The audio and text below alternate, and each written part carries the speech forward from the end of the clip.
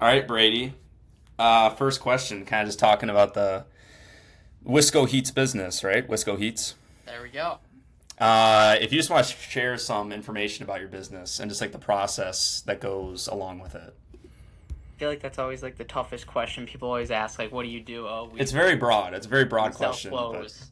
mhm. But yeah, basically like the easiest way I'd say like describing it to anybody that's not like familiar with the business is pretty much we take all high end clothing, not stuff that you're gonna find in your local stores, like at malls or I mean you can see them in malls at certain storefronts, but all like the high end clothes that you'll see typical athletes and professional high end superstars, stuff like that. The blingy clothes that is more expensive.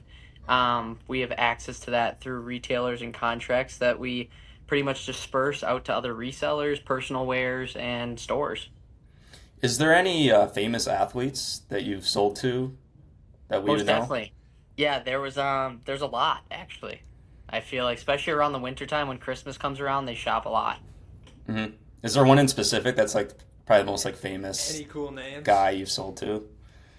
The coolest one was definitely probably the safety for the Eagles, Cooper DeJean. Oh, He bought a seriously? pink spider hoodie. Yep, yep.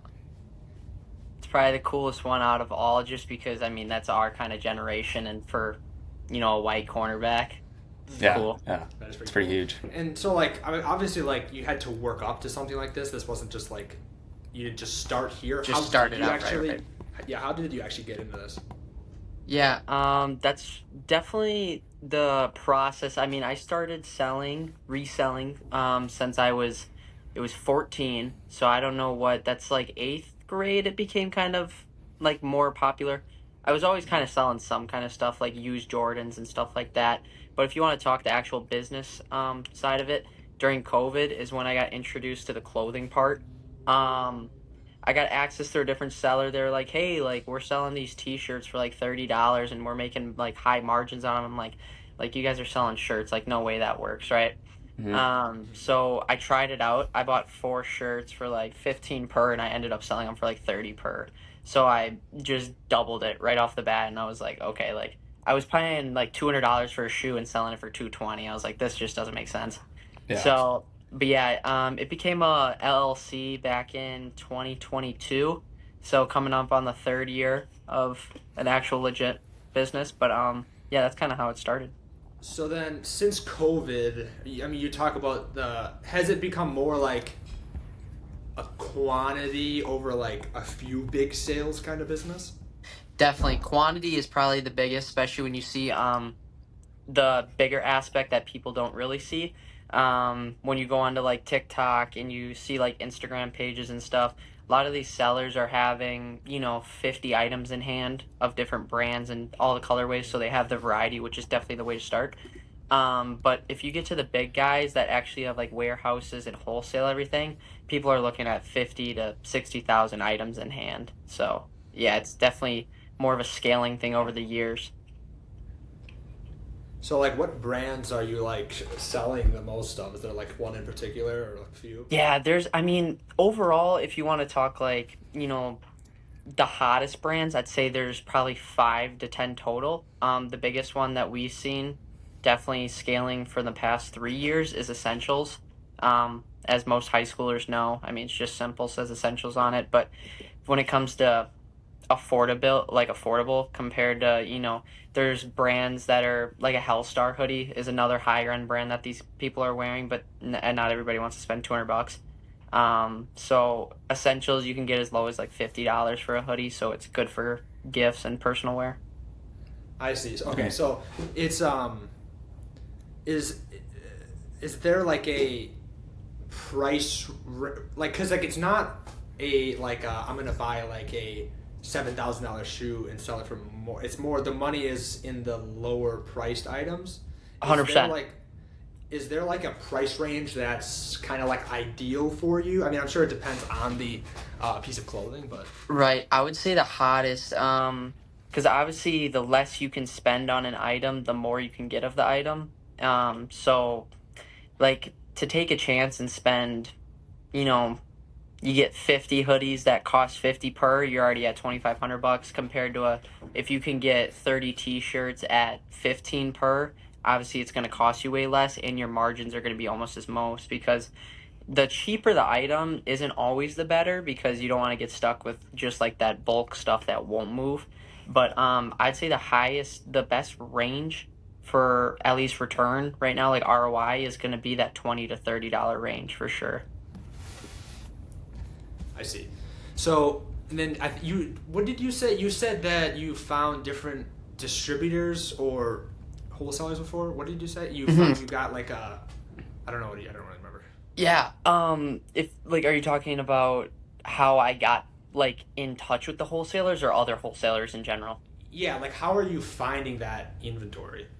How does that Yeah, work? definitely. I mean, I always say I actually did kind of. I mean, over time, I probably would have gone in contact, but I kind of got lucky. I got really lucky. I was buying T-shirts off another guy that is like me now. He was kind of the bigger guy reselling, and I ended up asking photos of the quality of the T-shirt to make sure like authenticity and just making sure everything was good.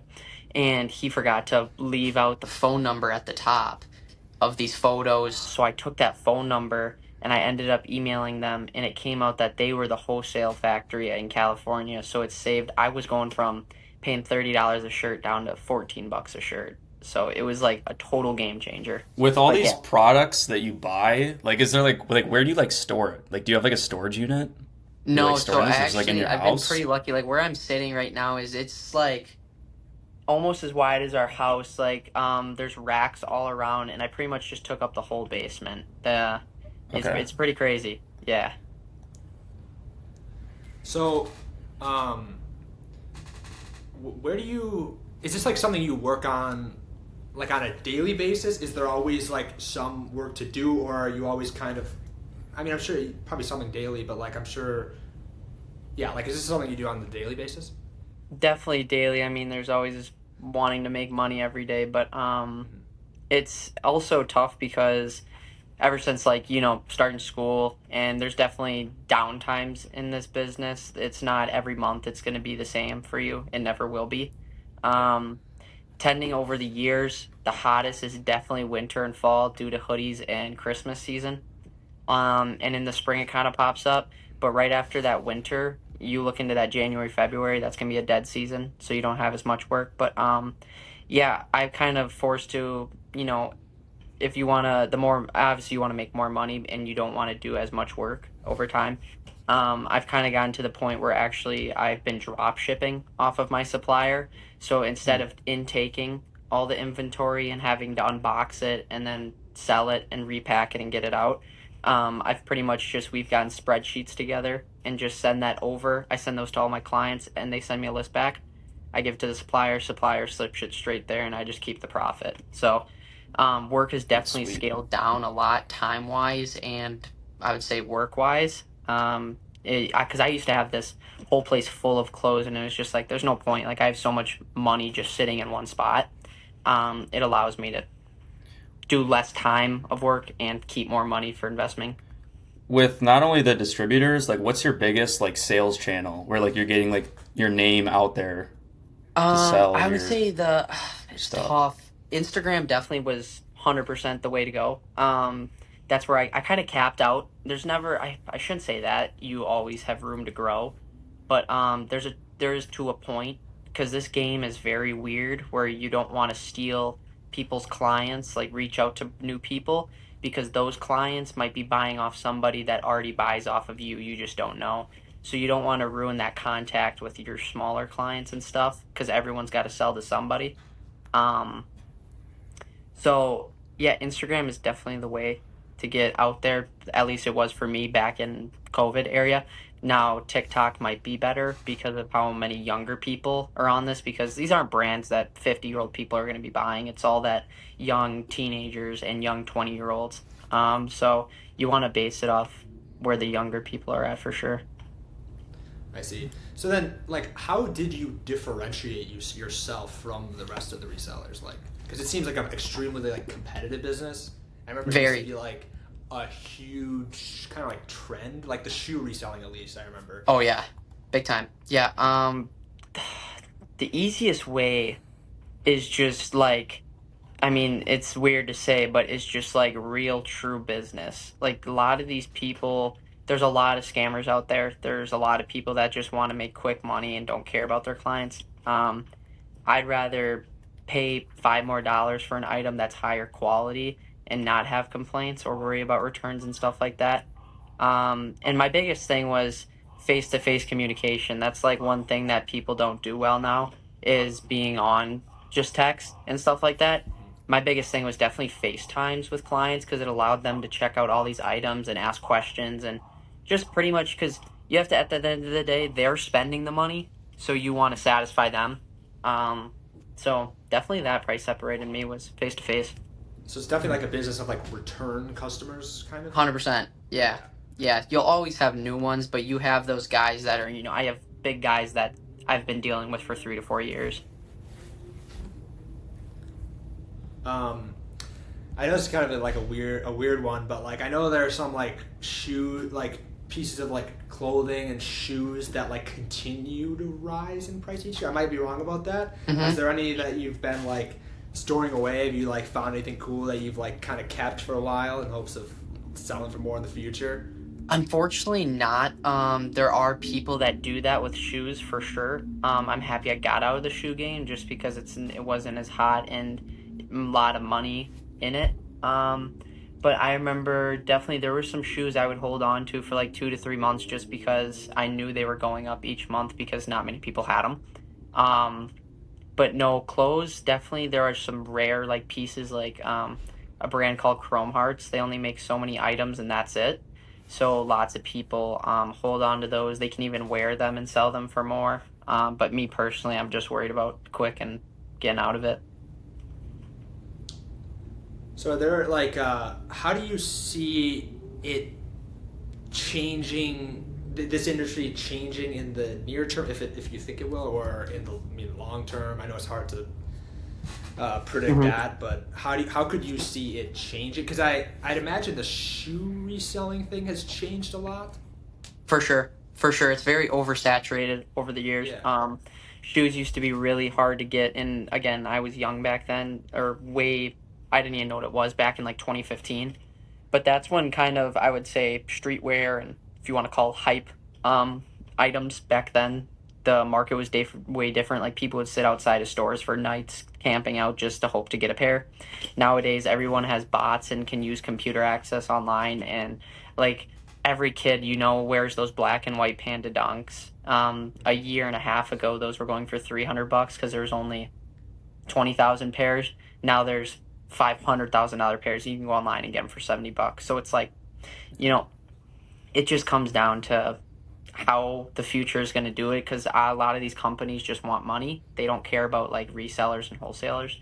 But the future, it's tough because you can't really ever predict anything, of course. But the thing is, there's always going to be a new brand. Doesn't matter if, us in 30 years, the younger generation, they're always going to want the newest thing in school and to wear. And so there's always going to be a brand, but money-wise, just because everyone's starting to get into it and a lot of kids are doing it, I don't know how to scale-wise, I don't know how that's going to look, but there's always going to be business for sure.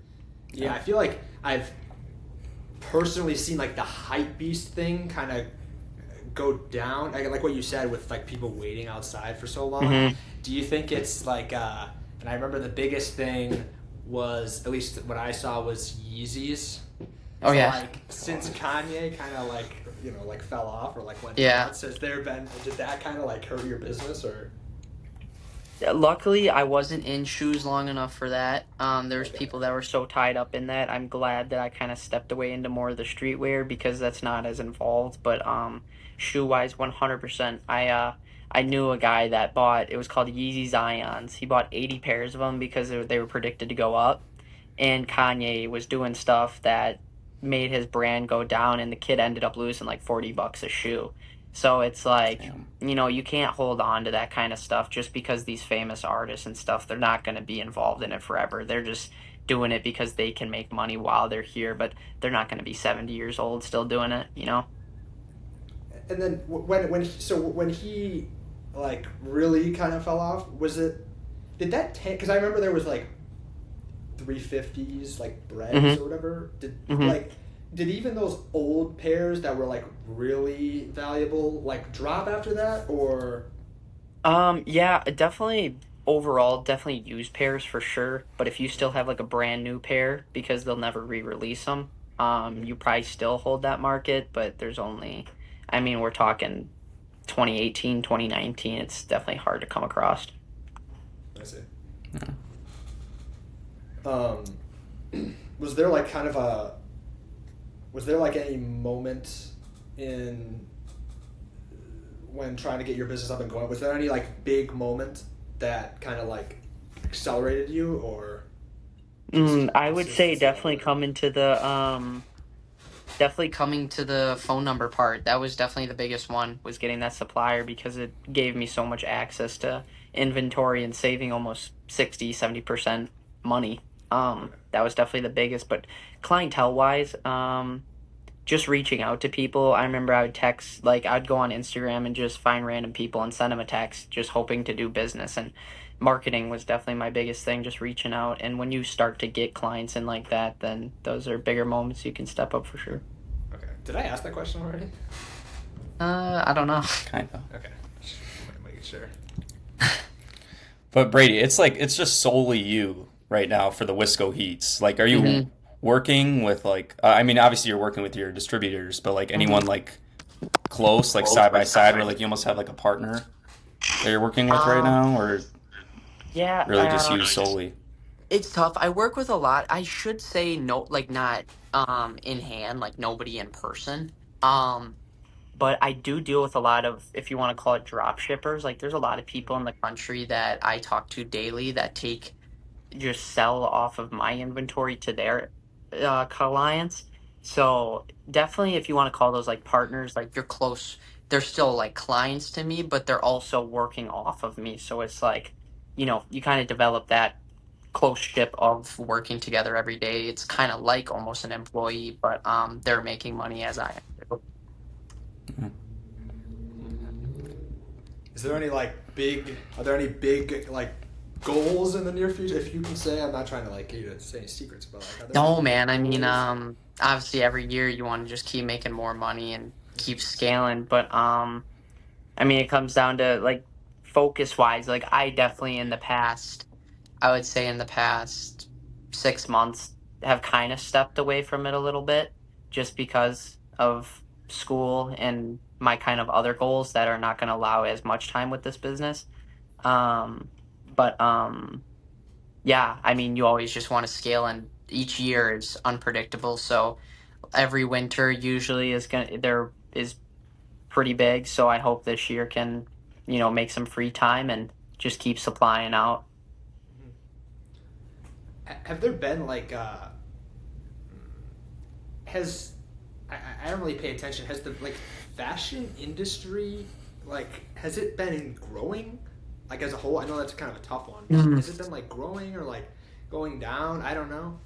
I would definitely say involvement of resellers, it's gone up. I don't know as much as, like, there's always, I feel like, just new groups that are getting into that can afford like the clothing and stuff like that because they do want it, and it's more accessible now than it was 10 years ago. But definitely people getting into it is has grown like insanely over the past 2 years. I feel like there's a lot of young kids and new people that are getting into the game for sure. Um, so in terms of like social media, how have you like how did you kind of facilitate growth in the social media like sector? Mm. Yeah, I was never like very good, I would say, with social media. I definitely wish I was more involved with it because you can reach so many more people, like running ads and, having promoters. But when I was younger, when I was with shoes, I would join giveaways. I'd pay to be in these giveaways, and for these random people to enter in the giveaway, they had to follow these people. And that was one of my accounts. You'd pay like say $100 to be in it, and you'd gain 1,000 followers. And then I would take those followers and I would DM those people to do business, and you would get quite a bit. So it was worth it to me. But social media, I mean, again, I was 14, 15. Like I didn't hadn't we didn't TikTok wasn't as big back then, and Facebook, you don't really run this on other than Marketplace. So there's always definitely ways if you want to run ads and reach out to more people, but I was kind of more restrictive, I would say, on that part. Okay. And then, uh, like in terms of uh, getting leads, is there any way you get leads outside of? I mean, you have the repeat customers, but outside of like social media or anything like that? Is there any I repeat guess it's customers? more, I mean, it's word of mouth, I would Mm-hmm. say. Um, you give good clientele, like, I mean, everything is online. Like, of course, you'll have some local people that you'll deal with. There's a few stores around here. I know Green Bay has one. I've dealt with them in person in the Appleton store. But I mean, everything's on social media now. I mean, Okay. all the businesses, and so it is all ran through there. Yeah. It is like the perfect way to get like new customers just off reaching Right, out to them. right. Yeah, I mean, definitely if you live, lots of people I know that live in California and do this business. I mean, you could go meet somebody in your neighborhood and they are in this industry. It's just like we just don't live in the right place for that. I see. Instead of keeping it at the house, have you considered like opening a store? That's a good question. That's actually like a common question. Again, kind of actually back to our what we were just talking about. We just don't live in the right place for it. Um, Yeah. Again, if you live in Chicago, you live in an LA, a New York, somewhere big where that not even population, but it's just popular there. Like there's just a lot more people drawn to that side. For sure, it can make sense, but if you're there's just no point if you're paying $3,000 a month for a storefront. Reversed, if you have like a warehouse and you're paying $500 a month, it just doesn't make sense. You know what I mean? Because you're lucky. I know, like even the Green Bay stores, like you lucky if you have a few people walk in the store, not even buying. Again, it's just not the right place for it. Yeah, like to fork over so much money when you have literally like the internet, which connects like everyone Right. in like the world. That actually Correct. gives me another question. Do you ever sell like internationally? Yeah, I dealt with I haven't like recently. I've done a lot of overseas for like Europe. Europe actually has a hot market over there for clothes. Because lots of the stuff is made in the US, so it is harder to get over there and shipping is so expensive, but I have dealt with yes, Europe people before. I see. And is there any like is there any way to like that you've done, because obviously like the reselling market, like I would be scared, like I'm suspicious of people on the internet always. Is there Mhm. any tactic you've used to appear more like reputable or like real, authentic? For sure. I have a page on my Instagram that when I kind of started up and to get that reputation, it was called a reference post where anytime I did a deal with a person, I would ask for them if they could go leave a comment of how their experience was. Just so people can read off of that. And kind of going back to the beginning, the face to face, like on FaceTime, like, hey, I'd like to FaceTime you and show you around the inventory if you want to check it out. That gives you the extra, again, looking at the person and how you talk and show them, like, hey, like over here, you could see 40 different orders are going out today. I can add yours. Like, we don't scam, we're shipping your order. Um, Other than just text, because you can't believe words nowadays on social media. I mean, somebody could send me money and I could block them right away. So when it goes back to reference and face to face, those are definitely the biggest ways. Okay. Yeah. And then I think you touched on this a little bit, but like there are some how do the like biggest resellers do business? The biggest resellers? Yeah, I would say if you're at the biggest wholesaling part, you don't really connect out to newer buyers. You have those people you've built with over the years, those big resellers, more wholesalers, and also those storefronts. Um, Again, it's just over the years, just getting more quantity, and you just have those tight relationships where you're always having inventory go out every day. You're not as much spending time on finding someone that wants to buy 2 or 3 hoodies to start out, just because it's not that it's not worth your time, but it's just you have 30, 40 other clients waiting to buy 2,000 items. You know what I mean? Yeah. Yeah. So you kind of just have your people, and that's what you roll by every day. Okay. And then it's like you're clearly like educated on the field, and in like a way that like you can't learn from business in education. I would say Mhm. personally, is there? I know this is kind of a tough question. How did you like educate yourself on this field? Did you just learn by doing, or did you have some mentors, or was it a combination? Obviously, but Yeah, no, I never had any mentors. I'd say more of just trial and error for sure. Cause I mean, with clothing, I took a guy's word. He offered to sell me something, and it's just one of those things. You're like, I mean, I'll try it. Um, and if it doesn't work, it doesn't work. But um, yeah, I mean, just researching, I guess, like new tactics, and like we talked about that. The Just because I'm in the clothing streetwear doesn't mean I can't take advice from somebody that sells houses, because yeah, they might do different type of social media or advertisement to get more buyers or your page out there. Anything online, you can always take advice and get more knowledge. It's never yeah. ending. There's just no top end for business. You can do as much as you can. Yeah, and then you're clearly learning like sales tactics, which is like Right, unbelievably important. Like, right. have you thought of, like in the future or anything? Have you thought of any like other businesses that you could turn into like that, where you kind of leverage these skills that you've already learned? Definitely. Again, it kind of comes back to the time thing, how much time you have. Of free time, just because like this business doesn't it actually allows me to kind of do it remotely. I can do a lot from my phone when I'm not here, but also I've always the best I would say older people always tell younger people is get into real estate, and that's also something you can do of sales. So I would say just overall investments. That's something in the future. I always say don't put all your eggs in one basket. Just because you never know, like streetwear, it's never guaranteed. So definitely would expand soon for sure. Yeah, following off that, I mean, this is kind of an aggressive question, but like Mhm. with the reselling, like, do you see it as like a long-term like side hustle or building it into like a full-time career?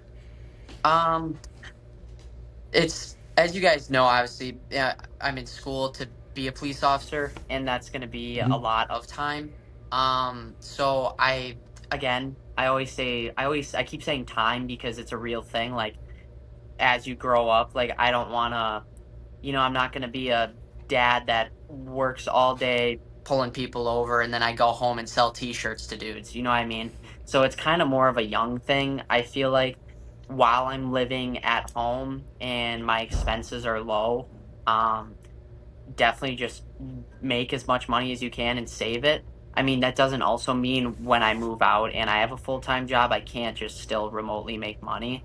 But I'm not as focused. No, this isn't a long term for me. Not saying it can't be, but I would never personally give advice out that to rely on this business just because it's so unpredictable and you never know. Here's the hardest thing too. I always said was like, my supplier, like the guy that runs the factory, what if he gets out of the game? You know what I mean? That leaves us wholesalers with nowhere to buy from. Like the game's over. So all it takes is one little thing, and then um, definitely have a backup of full time. That's why Mhm. most people do.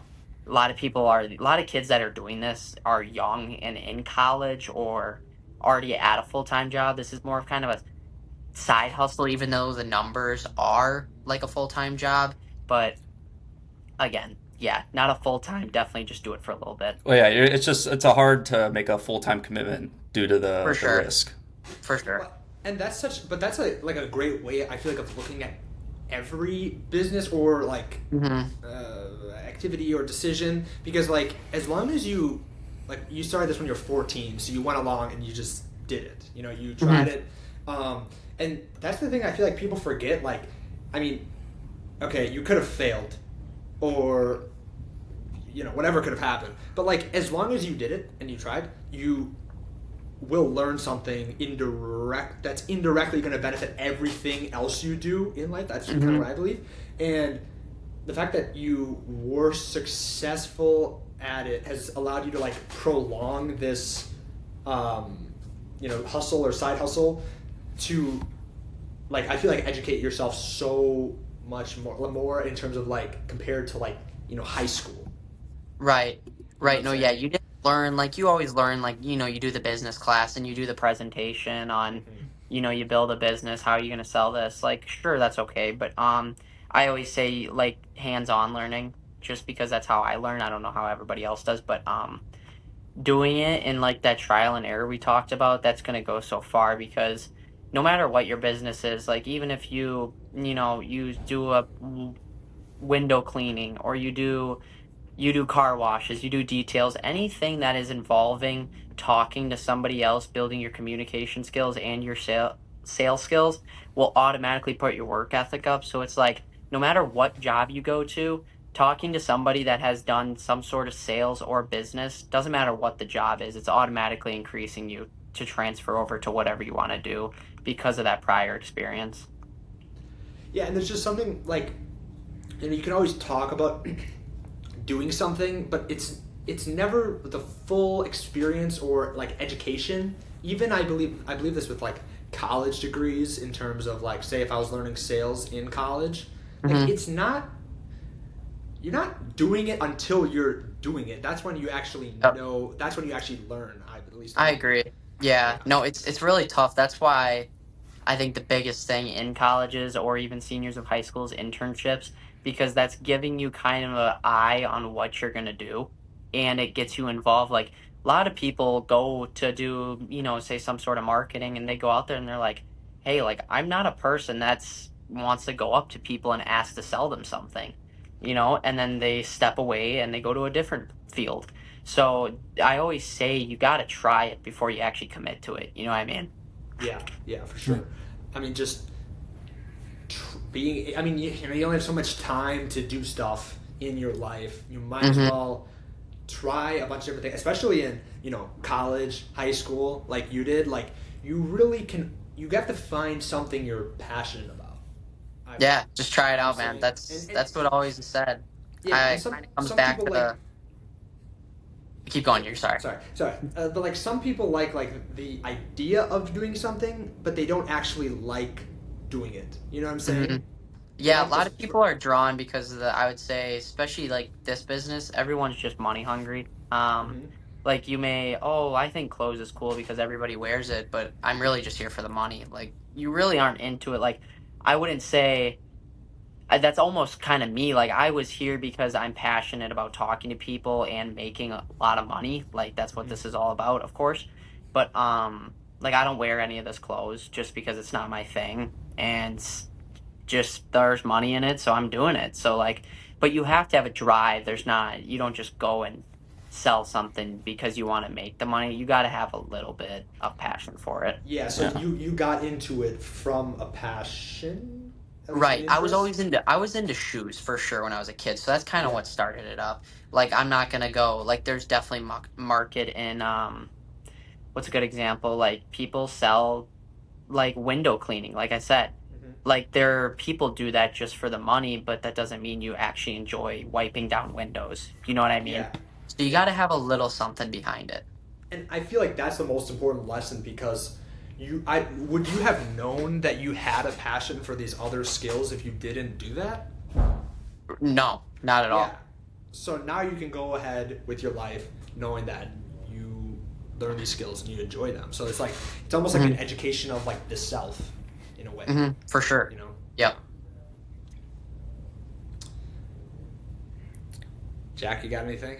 I mean, I can finish her off with the broad question of, I mean, what's the next Go ahead. goal? I mean, What's just the like goal? yeah, I mean, the next goal, the next steps for the company, and Tough, man. Um I mean, it can be too early to say. yeah, I mean For this, like specifically, if we're talking just like this business, goal wise, I would say is just scaling. Like every year when you get that recap, when April comes around for taxes, you're like, you get your statement, you get to see how much you did in revenue, you get to see how much you made.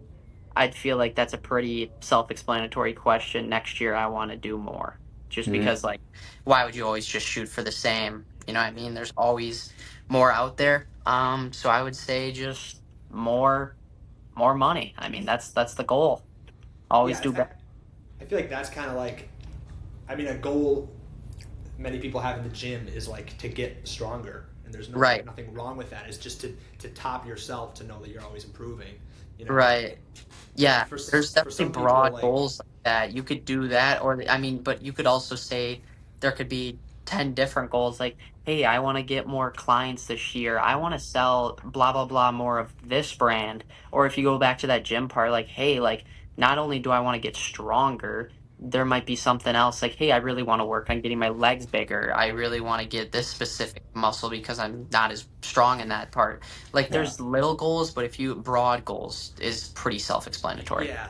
And I feel like a really good thing that works for me isn't like output goals; it's input goals. So like Mm-hmm. I try to like lift like 6 times a week, and Mm-hmm. I feel like, I mean, every once in a while I got to make sure, like, okay, am I like adding more weight, or am I kind of like bitching out of it? But like I feel like the input goals, especially in a business like yours, where like it seems like it can be extremely unpredictable, just making sure that you're like you keep working at something and you don't just stop is like the most important thing to me. Yeah, you got to actually do it. That's I like putting like self examples in like ever since like personal life like when I started the academy this summer I was like they had us doing running and I was like holy smokes I'm gassed and I'm like I'm going to go run but if you don't actually do it nothing's going to change. So it's like it's just like this business like you say you want to grow money but how are you going to grow more? If you Yeah. stay like just with if I stay with just these clients or I keep ordering the same amount of clothes or these certain brands like you gotta move out so you actually do something and see something. Yeah, I remember like the shoe reselling thing was such a big trend. I'm not even gonna lie. I remember I Mm-hmm. tried to buy like some like Yeezy, like Dude, new it was Yeezy, huge. yeah, and I was like, I'm gonna like sell this for like a shit ton of money, and Yeah, it's just, but like I feel like especially in that business, it's like is it like the consistency that makes the difference? definitely. Yeah, I mean, if you take a month off, you just missed out on so many new people that join the game and so many new. There's always new colorways dropping for certain brands and stuff like that. So you got to stay on top of it. And then Hmm. just one more question.